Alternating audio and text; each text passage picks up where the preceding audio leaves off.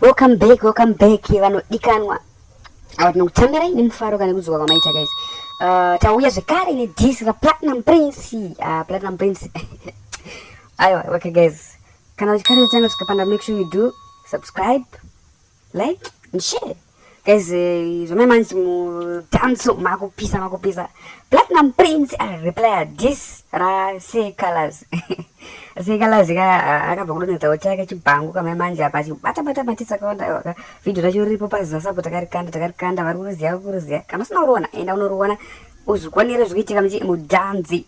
Platinum Prince akadzoka nerimwe zibhangu usina kumira mushe ari kudhisa Sekalazi zvokutodaro anzi Sekalazi ari kurwadziwa nemiri zvese nawingi guys. Platinum Prince anomira mushe vazi unodaiso bva anopfura kuti ndinokumakila tiuko aivatanzi chirwere cheHIV china Sekalazi akachipirwa namoira anga achitora kuna wingi. Guys ndeudiyo nacho Sekalazi akutoratidza kuti aiwa apo atanga hondo dzanga dzakazvinyararira zveipapo ndururani.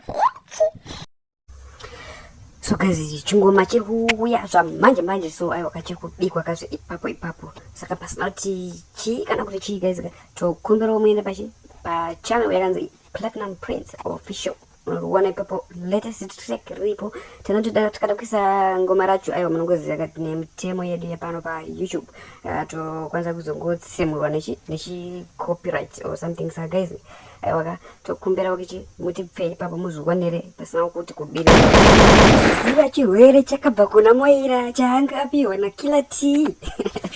So guys, make sure you do subscribe so that hapana chinokuposa. Thank you for watching.